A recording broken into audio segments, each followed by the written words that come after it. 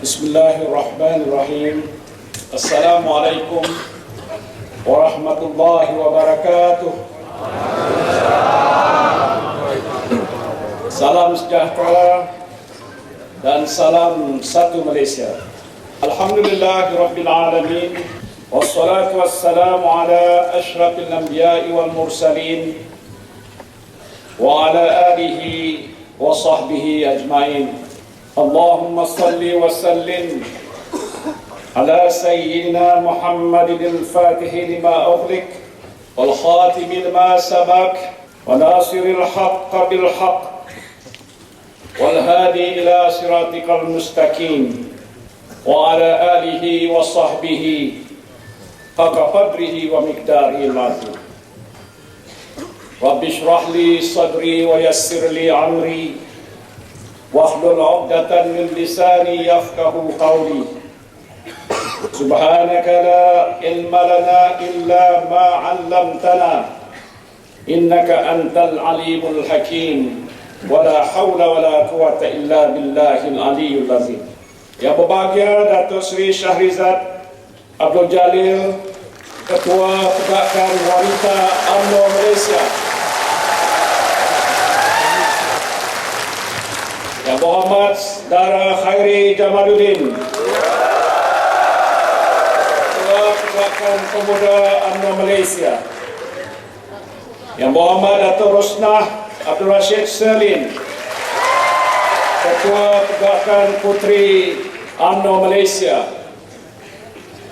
Yang berhormat Naib Presiden Datuk Dr. Zahid Hamidi, Datuk Ishamuddin Tun Husin, Datuk Syafi'i Afdal. Yang berbahagia Pengurusi Tetap dan Timbalan Pengurusi Tetap UMNO Malaysia. Yang berhormat Setiausaha Agung UMNO, Bendahari Agung UMNO dan Ketua Penerangan UMNO Malaysia.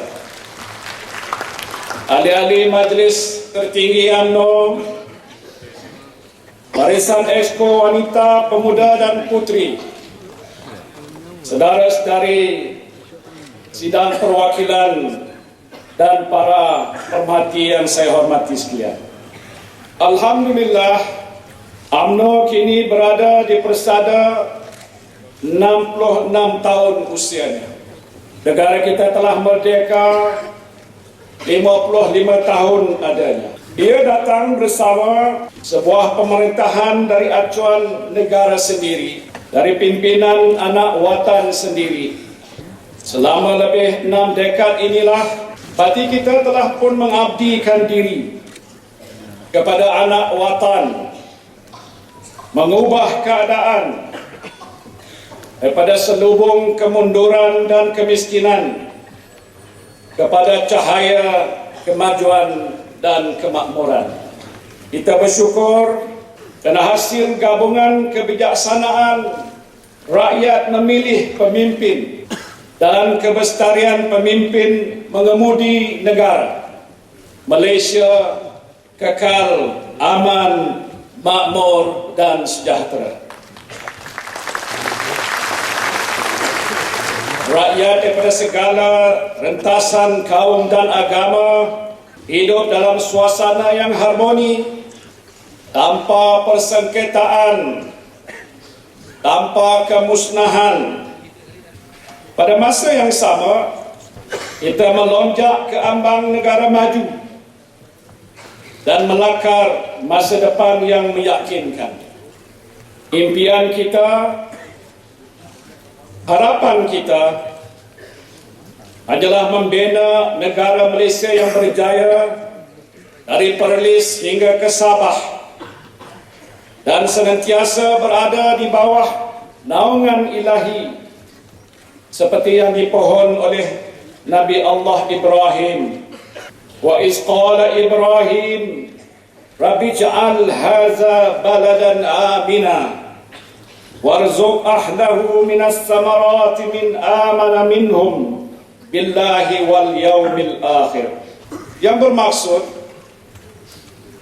dan ingatlah ketika Nabi Ibrahim berdoa dengan berkata, "Wahai Tuhanku, jadikanlah negeri ini negeri yang aman sentosa, dan berikanlah rezeki daripada pelbagai jenis buah-buahan kepada penduduknya, yaitu orang-orang yang beriman kepada Allah dan hari akhirat di antara mereka." Surah Al-Baqarah ayat 126. Saudara dan saudari yang saya hormati, mengimbau 55 tahun yang lalu, Malaysia berada dalam situasi yang hampir sama seperti Sri Lanka, Fiji dan Myanmar ketika negara-negara ini berada di ambang kemerdekaan. Kesemuanya adalah bekas tanah jajahan British yang mempunyai penduduk berbilang kaum dan agama. Apabila British terdesak untuk melepaskan penguasaan ke atas tanah-tanah jajahan mereka, perkara utama yang menjadi persoalan ialah siapakah selain bangsa pribumi yang berhak mendapat hak kerakyatan. Bangsa manakah yang akan menerajui pemerintahan negara baru itu? Dan apakah bentuk negara yang mahu dibina? Kecuali di Myanmar, negara-negara ini memilih model politik perkongsian kuasa antara kaum. Di Sri Lanka, etnik Sinhalese dan Tamil bersetuju untuk berkongsi kuasa. Namun persetujuan untuk berkongsi kuasa sahaja tidak menjamin keamanan dan kestabilan politik yang berkekalan. Perbalahan kaum tercetus di Sri Lanka selama beberapa dekad selepas merdeka, sehingga membawa kepada rusuhan, perang saudara, kemusnahan dan juga kemunduran. Di Fiji, etnik imigran yang ibu bapa mereka berhijrah ke negara itu semasa penjajahan British telah diberikan hak kerakyatan apabila Fiji mencapai kemerdekaan pada tahun 1970. Dengan hak kerakyatan, mereka juga mempunyai hak yang sama dengan Bumiputra Fiji untuk terlibat dalam politik dan ekonomi. Malangnya, karena tidak ada usaha untuk meratakan padang permainan, Bumiputra Fiji yang lebih mundur memberontak, sehingga menyebabkan perbalahan dan rampasan kuasa. Lebih malang di Myanmar, etnik minoriti Rohingya yang berhijrah ke negara itu semasa penjajahan British tidak diberikan hak kerakyatan langsung. Tanpa hak kerakyatan, mereka tidak mempunyai hak untuk terlibat dalam politik, apatah lagi untuk berkongsi kuasa dengan kaum majoriti. Walaupun Myanmar telah merdeka selama 64 tahun, etnik Rohingya yang beragama Islam dilayan dengan begitu teruk sekali. Mereka tidak dibenarkan bekerja dengan kerajaan, dan anak-anak mereka dihalang daripada bersekolah di sekolah kerajaan.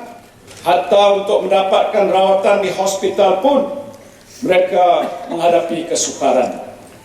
Tidak cukup dengan itu, rumah-rumah mereka dibakar, tanah-tanah mereka dirampas, dan keluarga mereka dihalau keluar daripada bumi Myanmar.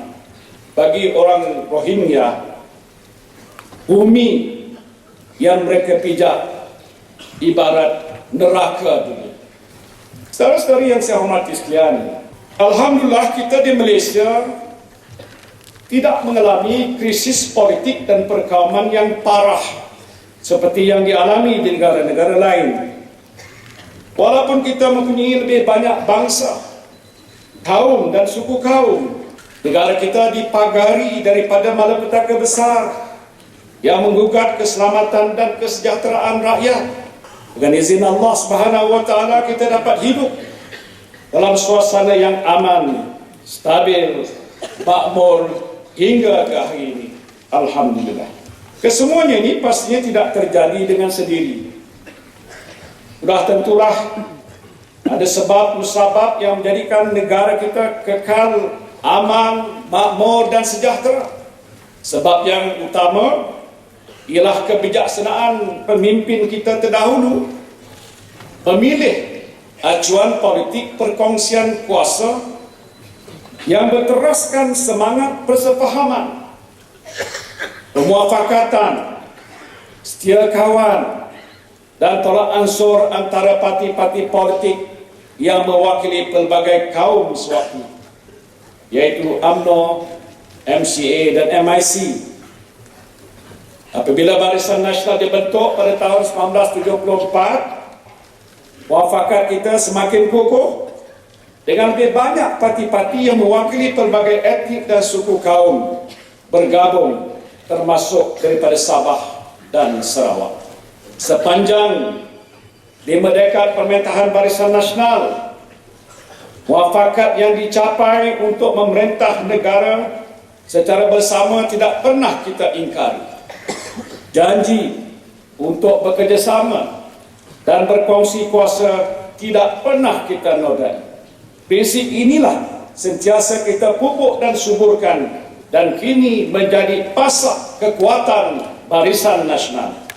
Alhamdulillah, meskipun ada kalanya kita diduga dengan pelbagai cabaran dan tuntutan, meja rundingan Barisan Nasional sentiasa dapat menawarkan penyelesaian kepada semua perkara yang berkait dengan kepentingan semua kaum.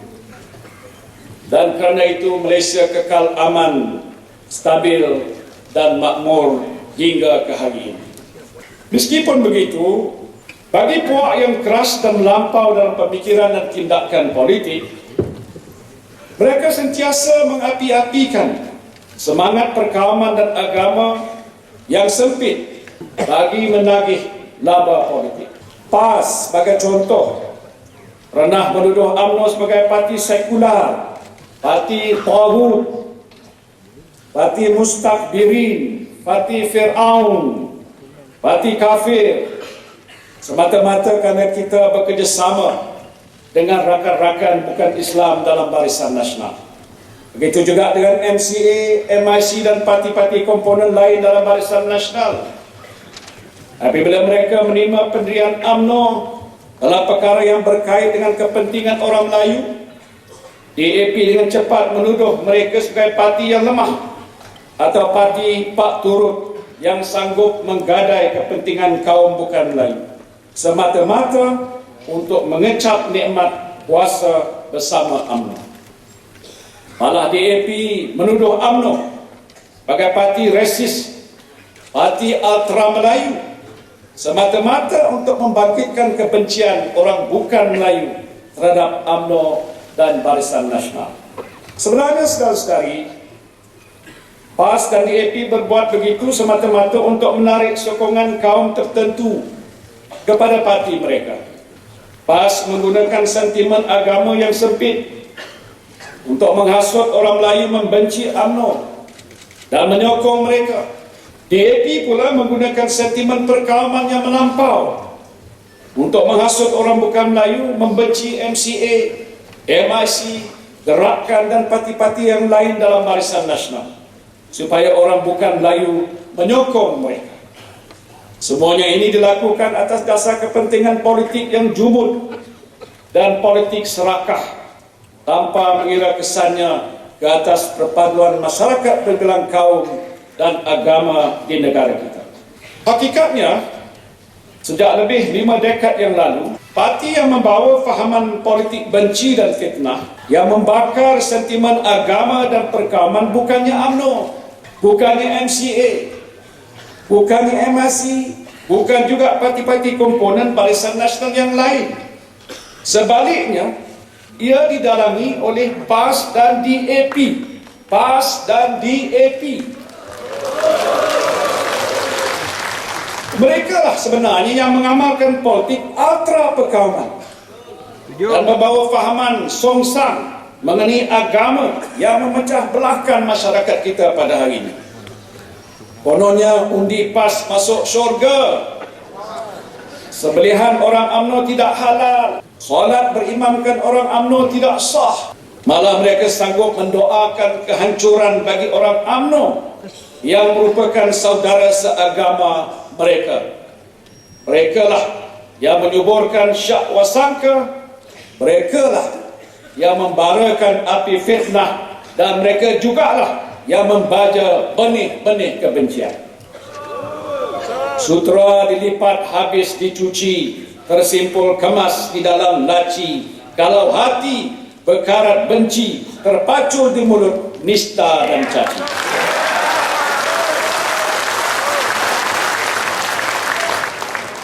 Saudara dan saudari yang saya hormati sekalian, PAS dan DAP masih tebal dengan sentimen kaum dan agama. Mereka masih sangat berbeza dari segi ideologi dan pendirian politik. Setelah bertarung sesama sendiri, ini PAS dan DAP melakukan sebuah pengkisahan kerjasama politik yang cuba ditiru daripada kejayaan Barisan Nasional. Hakikatnya, watak-watak dan pelakon-pelakon utama semuanya mahu menguasai plot dan jalan cerita, serta menjadi teraju.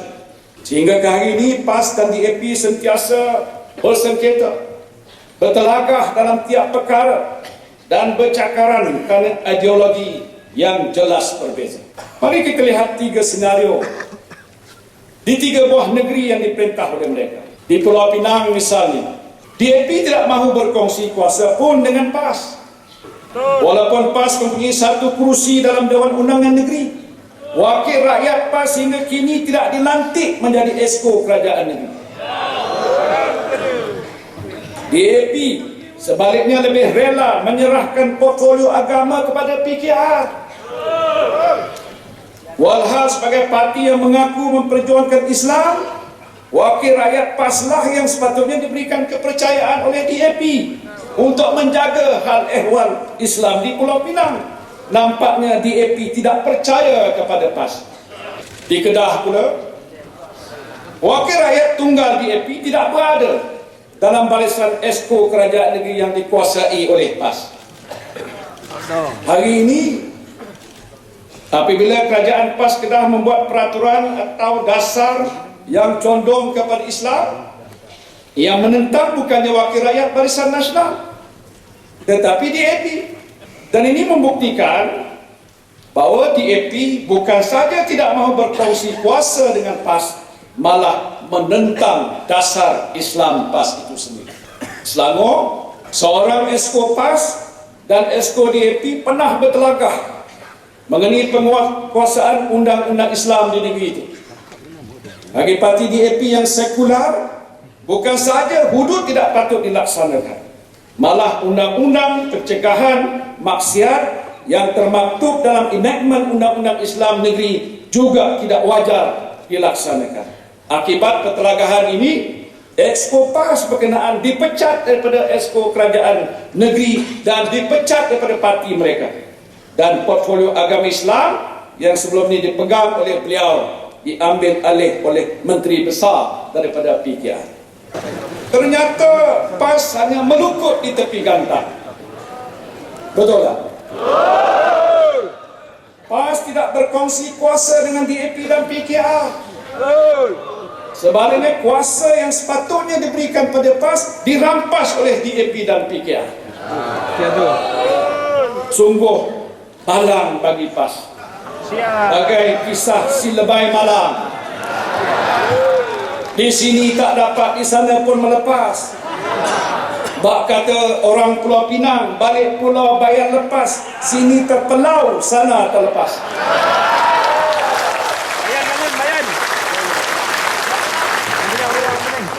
PAS berhempas pulas, menarik sokongan orang Melayu.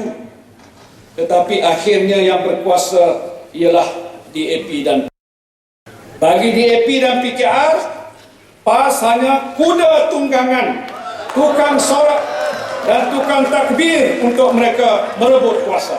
Tidak lebih daripada itu. Kayu tu. Saudara dan saudari, cuba kita bayangkan, jika sekarang pun PAS tidak mempunyai tempat dalam Pakatan Pembangkang, apakah ada jaminan bahawa PAS boleh menegakkan Islam menerusi Pakatan Pembangkang? Saya pasti saudara dan saudari berada dalam dewan ini dan juga tuan-tuan dan puan-puan yang mengikuti ucapan saya di luar sana tahu apa jawapan. Tidak mungkin. Tidak mungkin PAS boleh menegakkan apa yang dia mahu sebagai negara Islam. Sebab itu awal-awal lagi sekarang ini PAS sudah mendendangkan lagu negara kebajikan, bukan lagi negara Islam. Islam. Negara Islam. Bajikan. Selama ini pun PAS sedar sepanjang 12 kali pilihan raya umum, 12 kali pilihan raya umum, bilangan kursi yang mereka tandingi kebanyakannya kurang separuh daripada jumlah keseluruhan kursi di Parlimen. Ini penting saya jelaskan. Misalnya, dalam pilihan raya tahun 1969, PAS bertanding di hanya 62 daripada 144 kursi Parlimen. Itu tahun 1969. Tahun 1990 bertanding di 29 daripada 180 kursi Parlimen. 29 daripada 180 kursi Parlimen. Tuan-tuan pandai kira daripada saya. Tahun 1995 bertanding di 59 daripada 192 kursi Parlimen. Tahun 1999 bertanding di 59 daripada 193 kursi Parlimen. Tahun 2004 PAS bertanding di 85 daripada 216 kursi Parlimen. 85 daripada 216 kursi Parlimen. Tak sampai separuh. Dia tak pada kira.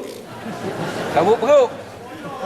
Dan pada tahun 2008 PAS bertanding di hanya 66 daripada 222 kursi Parlimen.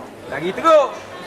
Ironinya tuan-tuan dan puan-puan, jika PAS menang di semua kursi yang ditandingi sekalipun, PAS tak boleh membentuk kerajaan untuk menegakkan apa yang mereka katakan negara Islam seperti yang dicanang-canangkan. Apatah lagi, pencapaian yang terbaik PAS ialah memenangi 26 kursi dalam pilihan raya umum tahun 1999. Saudara-saudari, PAS hanya menang semua kursi yang ditandingi sewaktu berada dalam Barisan Nasional dalam pilihan raya tahun 1974. Kalau tak dengan Barisan Nasional, kalah lagi banyak lagi. Manakala dalam semua pilihan raya yang lain, jumlah kursi yang PAS kalah lebih besar daripada jumlah kursi yang dimenangi oleh mereka. Berbeza dengan UMNO. Sepanjang sejarah pilihan raya di negara kita, jumlah kursi yang kita tandingi dan menang dalam pilihan raya membolehkan kita menjadi parti keras dan membentuk kerajaan.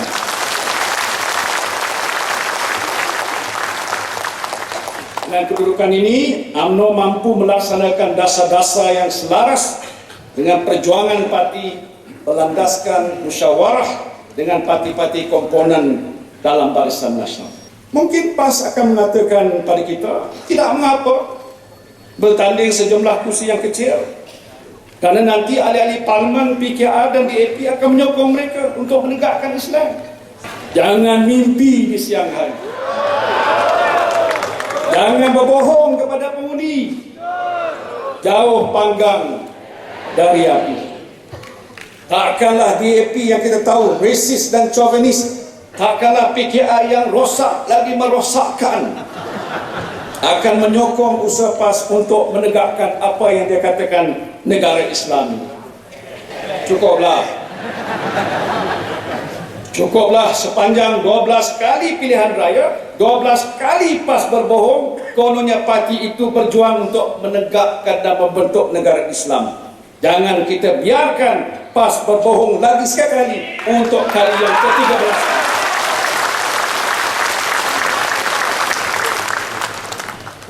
Dengan kedudukan PAS yang lemah ini, agak pelik bagi kita apabila dalam muktamar PAS baru-baru ini ada perwakilan parti itu yang mencadangkan presiden mereka sebagai calon Perdana Menteri Pakatan Pembangkang.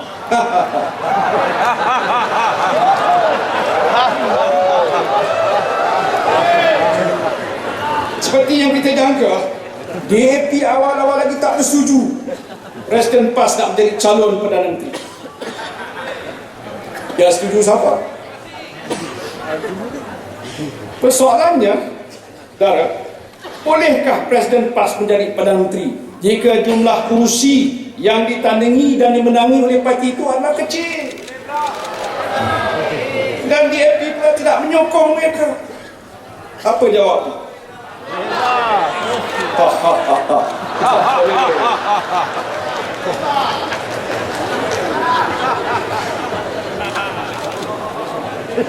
Jika tidak boleh, saya pasti mereka pun tahu ianya tidak boleh. Mengapa dikemukakan juga cadangan itu? Bagi kita ini menunjukkan bahawa ahli-ahli akar umbi PAS tidak meletakkan kepercayaan kepada DAP atau PKR untuk mengetuai Pakatan Pembangkang. Betul tak begitu? Mereka tak percaya kepada Lim Guan Eng. Dia tak percaya. Dia tak percaya kepada Lim Kit Siang. Mereka juga tak percaya kepada Karl Singh. Dan mereka langsung tak percaya kepada Anwar Ibrahim. Apa sebabnya?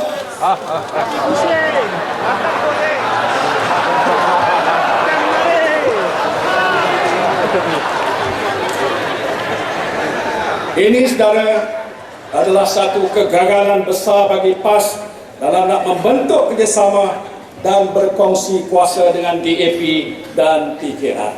Sebenarnya, saudara-saudari, konsep berkongsi kuasa ini tidak pernah wujud dalam Pakatan Pembangkang. Mandat rakyat yang diberikan pada mereka dalam pilihan raya yang lalu untuk memerintah beberapa buah negeri adalah satu hikmah. Satu hikmah yang mendedahkan pada kita bahawa mereka sebenarnya tidak boleh bekerjasama dan tak boleh berkongsi kuasa. Itu sebab yang paling utama ialah tiadanya sikap saling mempercayai antara mereka. PKR tidak percaya kepada DAP, DAP tidak percaya PKR, dan kedua-dua DAP dan PKR tak percaya kepada PAS. Habislah. Cuba bayangkan, saudara-saudara, jika masing-masing tak percaya antara satu sama lain, bolehkah Pembangkang bermuafakat sesama mereka? Boleh.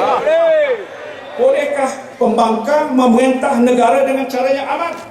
Boleh. Apakah boleh Pembangkang membawa kesejahteraan kepada negara? Jadi kalau jawapannya tak boleh, pastikan kemenangan berpihak pada kita dalam pilihan raya nanti. Jangan kita serahkan negara kita ini untuk dihancurkan, diporak-porandakan oleh Pembangkang itu. Faham, saudara? Faham. Saudara dan saudari yang saya hormati sekalian, kita sebenarnya sedang berhadapan dengan tentangan ideologi baru. Kononnya atas nama kemunculan politik baru, politik pembebasan, politik global, politik kuasa ketiga, wacana hak dan kebebasan individu mengatasi lingkungan agama, budaya dan moral. Di kalangan parti-parti politik tertentu, mereka akan mengutip apa sahaja ideologi yang memberikan kelebihan kepada mereka, hatta berkongsi ideologi songsang sekalipun. Di peringkat antarabangsa telah muncul kumpulan yang memperjuangkan ideologi songsang yang berteraskan pemikiran sekular liberal yang bertentangan dengan agama. Sekular liberal yang bertentangan dengan agama. Misalnya, kumpulan yang memperjuangkan hak golongan lesbian, gay, bisexual, dan transgender yang dianggap sebagai kelompok minoriti yang tertindas. Undang-undang negara yang hanya mengiktiraf perkahwinan antara lelaki dan wanita dianggap satu kumpulan ini sebagai tidak adil, malah dikatakan zalim pada mereka. Hari ini mereka semakin berpengaruh. Banyak kerajaan lima tekanan supaya mengiktiraf hak golongan songsang untuk melakukan perkara yang ditegah oleh agama. Mereka juga turut melobi supaya hak golongan songsang ini dimasukkan dalam deklarasi hak asasi manusia ASEAN di sidang kemuncak ASEAN di Phnom Penh baru-baru ini. Alhamdulillah, Malaysia di bawah kepimpinan Yang Muhammad Datuk Seri Najib Tun Razak menolak keras cadangan ini. Kerana bagi kita amalan yang bertentangan dengan prinsip agama dan fitrah manusia tidak boleh dibiarkan berleluasa. Bayangkan apa yang akan terjadi kepada anak-anak kita, keluarga kita, masyarakat kita dan agama kita jika amalan songsang ini dibiarkan menular.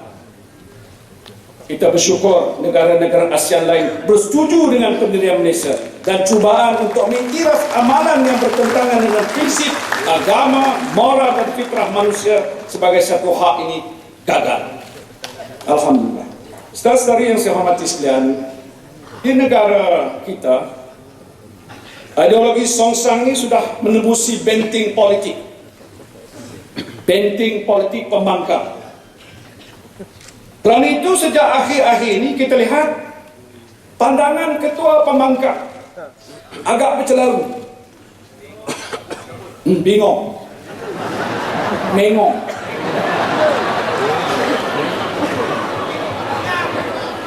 Satu ketika beliau tanpa segan dan silu mengeluarkan kenyataan bahawa undang-undang jenayah negara kita yang menghalang perlakuan liwat adalah satu undang-undang yang korup. Liwat.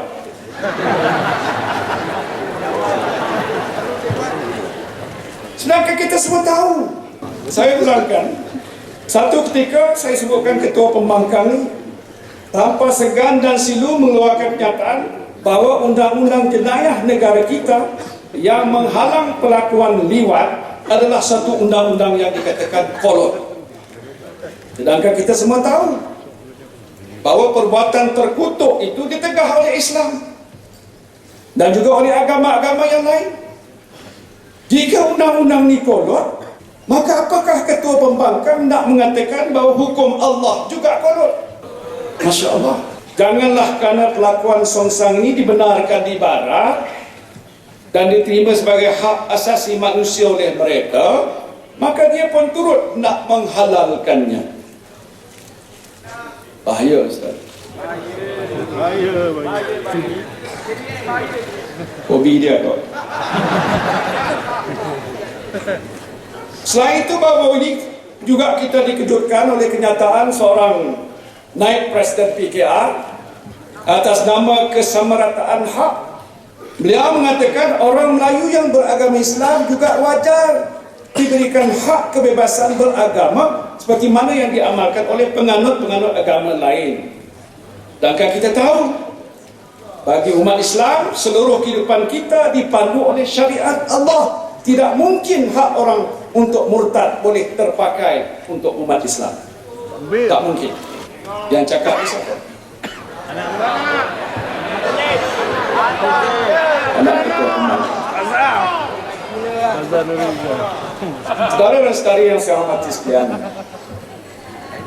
inilah sisi hodoh ideologi demokrasi dan kebebasan yang cuba dibawa oleh Pakatan Pembangkang. Mereka cuba merungkaikan asas-asas agama Islam yang telah terpahat kukuh dalam Al-Quran dan As-Sunnah. Perkara seperti ini tidak pernah berlaku di negara kita sebelum ini. Tidak pernah ada pemimpin Islam yang tergamak bersuara menghalalkan gaya hidup songsang dan murtad. Tak pernah. Tetapi hari ini, atas sebab ingin meraih undi dan merebut kuasa lantaran angan-angan mahu ke Putrajaya, semuanya boleh saja. Inilah sebenarnya bahana besar yang dibawa oleh pembangkang. Kita dalam UMNO tak boleh alpa. Ingatlah, UMNO adalah parti yang berjuang untuk menegak dan mendaulatkan Islam. Bangkitlah menjadi benteng mempertahankan masyarakat kita daripada diasak oleh ideologi songsang pembangkang. Jangan biarkan mereka mendebusi jiwa anak-anak kita. Jangan biarkan mereka meracuni pemikiran masyarakat kita. Jangan biarkan mereka merungkai asas-asas agama kita. Kita yakin rakyat akan terus bersama dengan UMNO dan Barisan Nasional untuk mempertahankan nilai-nilai murni yang cuba dinoda oleh pihak pembangkang. Saudara dan saudari yang saya hormati sekalian, walaupun pembangkang menjanjikan bulan, bintang, matahari dan cakrawala apabila bercakap mengenai demokrasi dan kebebasan, mereka tidak mengutarakan apa yang dijanjikan. Seperti yang disimpulkan dengan begitu tepat sekali oleh Yang Amat Berhormat Presiden kita, antara sisi hodoh budaya pembangkang ialah bila berhutang tak perlu dibayar, bila menerima tak perlu berterima kasih, bila berjanji tak perlu ditepati. Jika saudara-saudara ingat, dalam manifesto pembangkang dahulu tercatat janji untuk memberikan berbagai-bagai kebebasan kepada rakyat kalau mereka berkuasa, termasuk janji kebebasan media. Namun belum pun sempat mereka berkuasa, pembangkang telah awal-awal lagi memungkiri janji mereka. Hari ini, apabila ada akhbar yang mendedahkan kepincangan mereka, mereka bergegas ke mahkamah menyaman akhbar yang berkenaan. Jumlah saman bukannya sedikit. Masya Allah. Misalnya nilai saman mereka ke atas sebuah akhbar arus perdana sejak tahun 2008 mencecah 1 bilion ringgit. Dan dengan jumlah sebesar ini, pembangkang di negara kita mencipta rekod dunia. Mengumpulkan jumlah saman yang paling besar kepada sebuah akhbar. Mereka berharap akhbar-akhbar negara kita tidak lagi berani nak mendedahkan hakikat kepincangan dan keburukan mereka. Selain itu, pembangkang juga menghalang akhbar-akhbar tertentu daripada membuat liputan di majlis-majlis yang dianjurkan oleh mereka, termasuklah di sidang-sidang Dewan Undangan Negeri.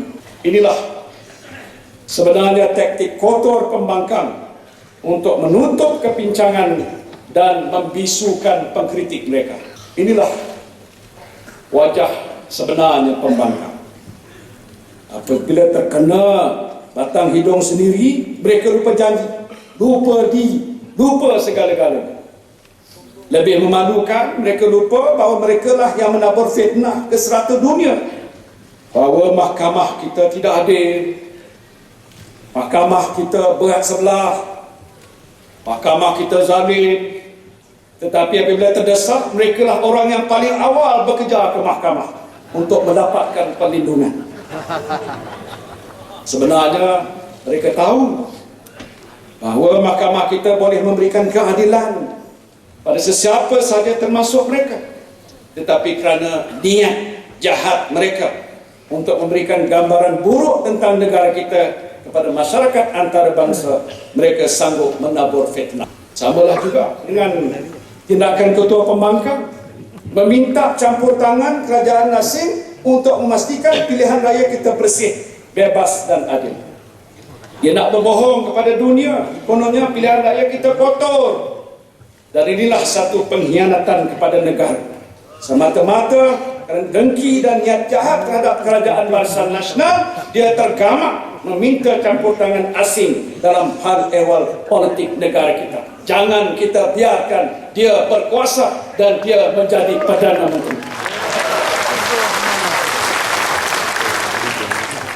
Bagi kita, ini hanyalah taktik kotor orang yang bermimpi untuk menawan Putrajaya. Awal-awal lagi mengatakan pilihan raya di negara kita ini tidak adil.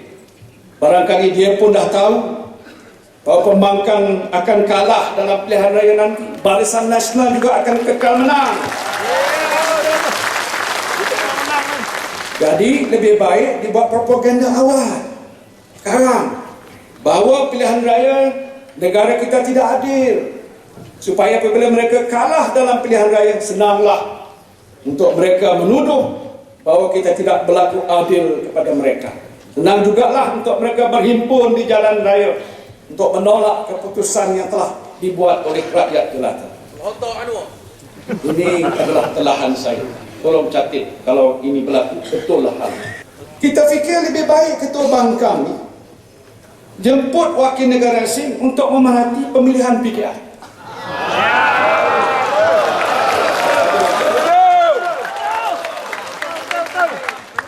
Kita nak tengok apa komen pemerhati asing mengenai PKR.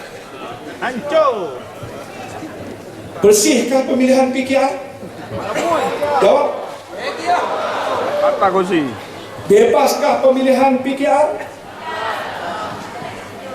Adilkah pemilihan PKR?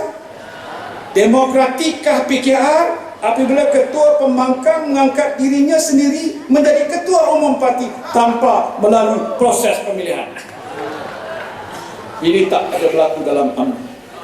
Hanya berlaku dalam parti yang kian runtuh PKR. Malah jawatan itu pun tidak ada dalam perlembagaan parti. Apakah sah kedudukan Ketua Pembangkang dalam partinya sendiri?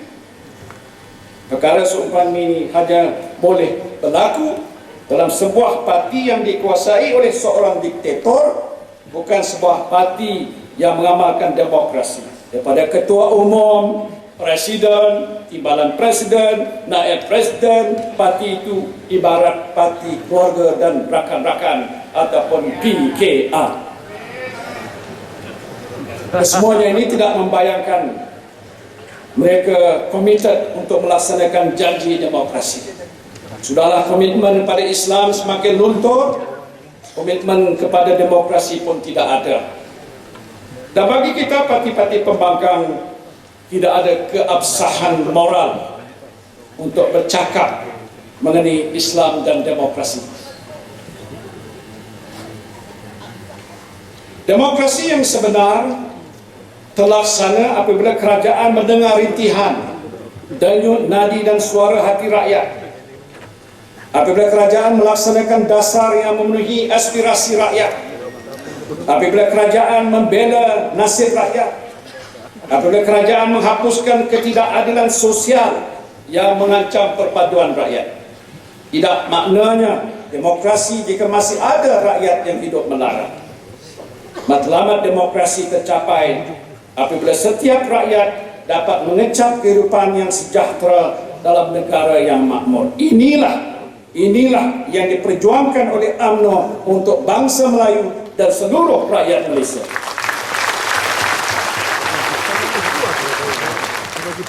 Dan sedari UMNO terus komited untuk membela bangsa Melayu. Usaha-usaha untuk meningkatkan taraf sosioekonomi orang Melayu diteruskan melalui inisiatif yang diputuskan oleh Majlis Tindakan Agenda Bumiputra, Majlis Tertinggi Agenda Bumiputra yang dipromosikan sendiri oleh Yang Amat Berhormat Perdana Menteri. Usahawan-usahawan Melayu dan Bumiputra akan terus diberikan peluang untuk mendapat manfaat limpahan ekonomi yang sedang pesat berkembang. Hari ini dengan pelbagai inisiatif yang diambil oleh kerajaan melalui agensi-agensi yang diwujudkan untuk memperkasa agenda Bumiputra, pegangan ekuiti Bumiputra telah meningkat daripada 2% pada tahun 1970 kepada 23.09% pada tahun 2010 dengan nilai sebanyak 167.7 bilion ringgit. Alhamdulillah. Ini adalah satu pencapaian yang menakjubkan bagi parti kita dan bangsa kita. InsyaAllah dengan pelbagai usaha yang sedang dilaksanakan pada waktu ini, kita akan berjaya mencapai sasaran 30% pemilikan ekuiti Bumi Putra menjelang tahun 2020. Begitu juga dengan perjuangan Islam. UMNO tidak pernah menggadai prinsip perjuangan Islam. Allah senantiasa berusaha untuk memartabatkan dan meningkatkan syiar Islam. Sistem pendidikan Islam kita martabatkan. Sistem undang-undang Islam kita pertahankan. Sistem ekonomi Islam kita majukan. Hari ini, dunia melihat Malaysia sebagai contoh negara Islam yang terbaik. Dengan kedudukan negara kita yang agak lebih ke hadapan berbanding negara-negara Islam yang lain, kita dapat pula membantu saudara Islam di seluruh dunia. Kita telah membantu saudara kita di Bosnia, di Gaza, di Myanmar dan di mana sahaja mereka memerlukan bantuan kita. Alhamdulillah, berkat kebijaksanaan pimpinan negara kita, Malaysia baru saja membantu menyelesaikan konflik bangsa Moro di Filipina. Semuanya ini adalah hasil daripada perjuangan UMNO untuk memartabatkan Islam di dunia. Sepanjang 66 tahun UMNO memperjuangkan Melayu dan Islam, UMNO tidak pernah menganiaya mana-mana kaum. Inilah keadilan UMNO dan inilah kesaksamaan UMNO. Pejuang UMNO tidak perlu merasa berdosa atau bersalah berada di atas landasan perjuangan UMNO. UMNO berjanji terus membela bangsa Melayu dan rakyat Malaysia seluruhnya. Dan justru UMNO akan terus mengangkat suara Melayu di samping tidak melupai agihan keadilan untuk kaum-kaum yang lain seperti yang dituntut oleh agama. Firman Allah Subhanahu wa taala dalam Al-Quran, Bismillahirrahmanirrahim, ya ayyuhallazina amanu kunu qawwamina lillahi syuhada'a bil qist walamma yajrimannakum shana'an qaumin ala an la ta'dilu i'dilu huwa aqrabu littaqwa wattaqullaha innallaha khabirun bima ta'malun. Wahai orang-orang yang beriman, hendaklah kamu semua senantiasa menjadi orang-orang yang menegakkan keadilan kerana Allah lagi menerangkan kebenaran, dan jangan sekali-kali kebencian kamu terhadap sesuatu kaum itu mendorong kamu kepada tidak melakukan keadilan. Hendaklah kamu berlaku adil kepada sesiapa jua, kerana sikap adil itu lebih hampir kepada takwa. Dan bertakwalah kepada Allah. Sesungguhnya Allah Maha mengetahui dengan mendalam akan apa yang kamu lakukan. Surah Al-Ma'idah ayat yang ke-8. Saudara dan saudari yang berada dalam Dewan Merdeka ini, dan juga yang sedang mengikuti ucapan saya di kaca-kaca televisyen atau di corong-corong radio di luar sana, Pak Haji yang baru pulang dari masjid, ibu-ibu yang sedang melayani anak-anak di rumah, pemandu-pemandu teksi yang sedang mencari rezeki di kota, para pekerja yang sedang berbakti kepada negara, para anggota keselamatan yang sedang menjaga keamanan kita, mahasiswa yang sedang mentelaah pelajaran universiti, pemuda-pemuda yang sedang merenung masa hadapan. Inilah komitmen UMNO dan Barisan Nasional. Inilah janji UMNO dan Barisan Nasional. Kita sentiasa berusaha untuk mentransformasi negara dan mensejahterakan rakyat tanpa perlu menggadai prinsip perjuangan yang mulia. Inilah beza di antara kita dan pembangkang. Tatkala pembangkang semakin terdesak untuk meraih undi dan merebut kuasa, mereka sanggup melakukan apa saja, termasuk menggadai prinsip moral, maruah bangsa dan kesucian agama. Renungkanlah saudara dan saudari, ini betul-betul apa yang dijajah oleh pembangkang dan apa yang dikota oleh UMNO dan Barisan Nasional. Walaupun pembangkang mempamerkan kepada kita bahawa mereka lah yang akan membawa sinar kesejahteraan pada rakyat, jangan kita terpedaya. Sinar yang mereka janjikan itu ibarat kilauan sekeping kaca yang hanya menanti saat retak dan pecah berderai. Kita pasti rakyat yang matang lagi bijaksana dapat membedakan antara kepalsuan kaca dan ketulinan permata.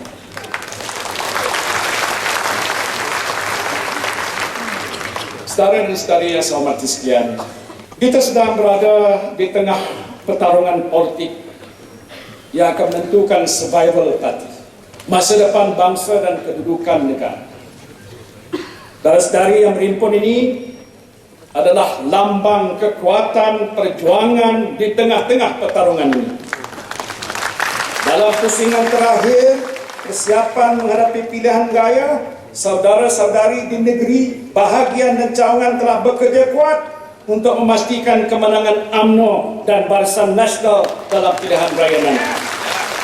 Sebagai timbalan Presiden dan pengarah pilihan raya, saya amat menghargai kegigihan, kesungguhan dan pengorbanan saudara-saudari mencurahkan bakti kepada parti tanpa mengenal penat lelah.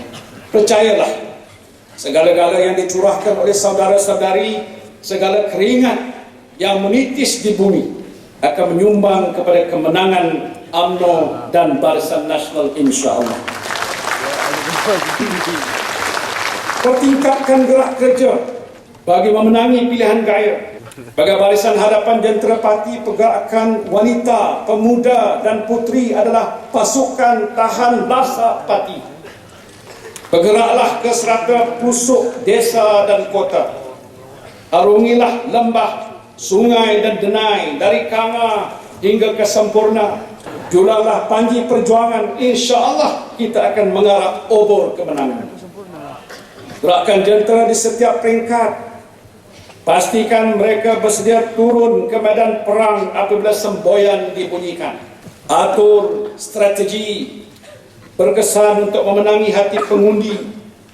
Pujuklah mereka dengan penuh hikmah. Mudah-mudahan dengan izin Allah Subhanahu wa taala, pintu-pintu hati mereka akan terbuka luas untuk menyokong UMNO dan Barisan Nasional.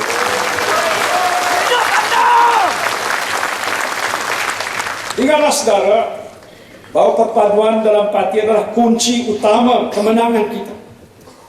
Apabila kita memilih untuk berada di atas landasan perjuangan UMNO, kita bukan bekerja untuk diri kita, tetapi berjuang untuk agama, bangsa dan negara. Perjuangan ini tidak boleh kita lakukan secara persendirian. Kita memerlukan sokongan dan dokongan rakan-rakan seperjuangan.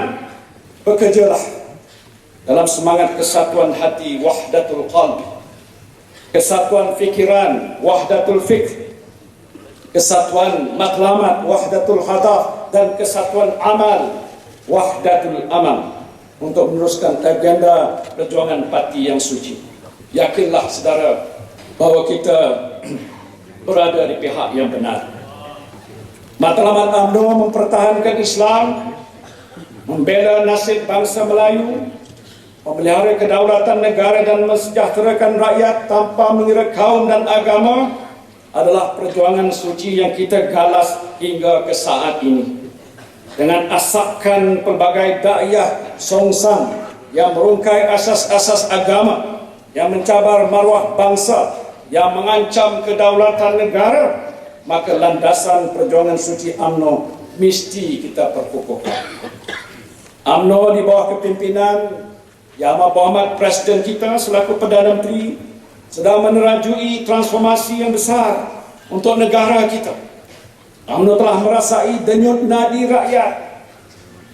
Melalui program transformasi kerajaan, ekonomi dan politik, sentuhan pembaharuan UMNO sedang dirasai oleh segenap lapisan masyarakat, baik petani, nelayan dan pekebun kecil di desa, pemandu teksi, penjaga di kota, golongan pekerja, profesional, penjawat awam, kesatuan sekerja, pertubuhan bukan kerajaan, remaja, belia, mahasiswa, malahan golongan gelandangan dan kurang bernasib baik, semuanya sedang merasai sentuhan UMNO. Kita akur bahawa transformasi adalah satu proses yang berterusan. Kita tahu bahawa masih banyak rintangan dan cabaran yang menanti.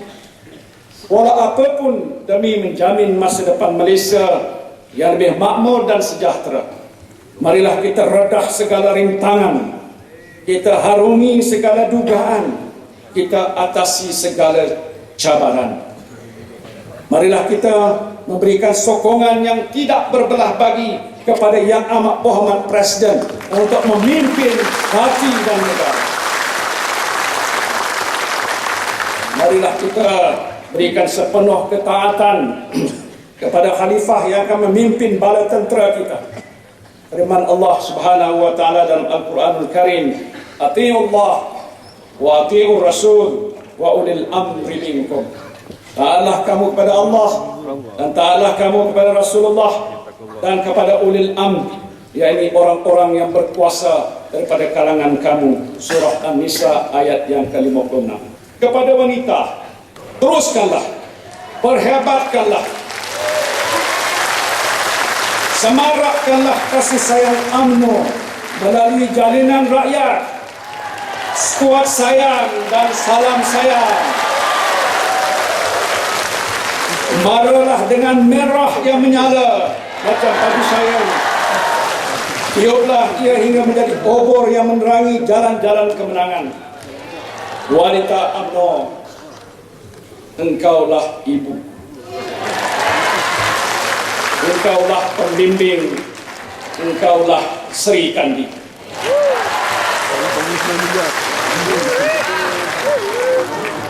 Kepada pemuda, saudara-saudaralah bulu balang benteng hadapan yang akan gempur musuh kita. Pantang anak muda menyerah. Jangan biarkan walau setapak mereka melangkah.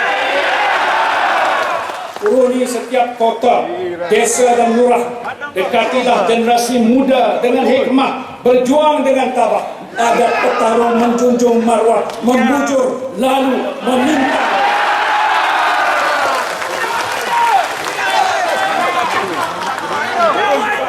Pada putri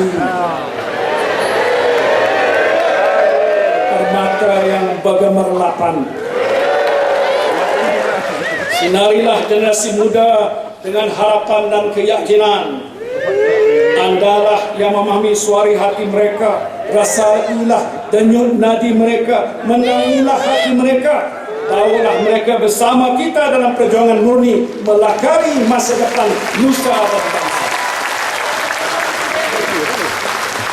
Kita tidak gentar menghadapi cabaran zaman. Teguhkanlah pendirian kita, perkukuhkanlah tekad kita, pertingkatkanlah kebijaksanaan kita. Kita mengajak rakyat tanpa mengira kaum dan agama agar bersama-sama kita mempertahankan benteng negara daripada ditembusi oleh ideologi songsang, daya politik jahat dan budaya sesat yang dibawa oleh pembangkang. Marilah bersama-sama kita mendaulatkan maruah agama, bangsa dan negara. Marilah kita berdoa kehadrat Allah Subhanahu wa taala agar kita diberikan kekuatan untuk menghadapi mihnah dan fitnah zaman.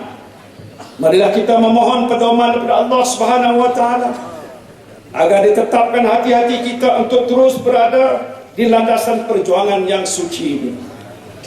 Marilah kita memohon hidayah daripada Allah Subhanahu wa taala agar dilembutkan hati kita untuk menerima seruan persaudaraan dan perpaduan. Insyaallah pertolongan Allah sentiasa bersama orang-orang yang berjuang di jalannya. Firman Allah Subhanahu wa taala dalam surah Muhammad ayat 7, "Ya ayyuhallazina amanu in tansurullaha yansurkum wa yusabbit aqdamakum." Yang bermaksud, wahai orang-orang yang beriman, jika kamu membela agama Allah, nescaya Allah membela kamu untuk mencapai kemenangan dan meneguhkan tapak pendirian kamu. Pemuda adalah bulu balang UMNO. Wanita Sri Kandi UMNO, putri permata UMNO. Ayolah bulu balang UMNO, ayolah Sri Kandi UMNO, ayolah permata UMNO. Rapatkanlah sah perjuangan kita. Berjuanglah dengan penuh ikhlas dan yakin membela agama, bangsa dan negara. Bangkitlah menjulang panji perjuangan. Maralah ke medan perang. InsyaAllah berkat kesungguhan kita berjuang, berkat kebijaksanaan rakyat membuat pilihan, UMNO dan Barisan Nasional akan melakar kemenangan insyaAllah. Marilah kita sama-sama menadah tangan merafakkan doa. Bismillahirrahmanirrahim. Ya Allah, jadikanlah perhimpunan ini perhimpunan yang dirahmati. Janganlah Engkau leraikan hati kami daripada mentaati-Mu. Satukanlah hati-hati kami di jalan-Mu. Ya Allah, ya Tuhan kami, terimalah doa kesejahteraan buat sekalian kami. Jauhkanlah hati kami daripada menjahanamkan sesama sendiri. Kembalikanlah mereka yang tersasar ke jalan-Mu yang diredai. Ya Allah, bimbinglah kami di jalan yang lurus. Redakanlah jalan perjuangan kami. Tetapkanlah kami di jalan-Mu, ya Allah. Ya Allah, Engkaulah Tuhan Rabbul Jalil. Engkau kurniakanlah ketabahan di setiap hati kami. Engkau kurniakanlah kekuatan di jiwa kami. Engkau perteguhkanlah daya juang kami. Dengan rahmat-Mu, ya Allah, Engkau kurniakanlah kemenangan buat kami. Faiza azamta fatawakkal 'ala Allah. Dengan lafaz Bismillahirrahmanirrahim, saya dengan sukacitanya resmikan sedangan tegakkan wanita, pemuda dan putri UMNO. Hidup UMNO! Hidup UMNO! Hidup UMNO! Allahu Akbar! Allahu Akbar! Allahu Akbar walillahi alhamd. Billahi taufiq wal hidayah. Assalamualaikum warahmatullahi wabarakatuh.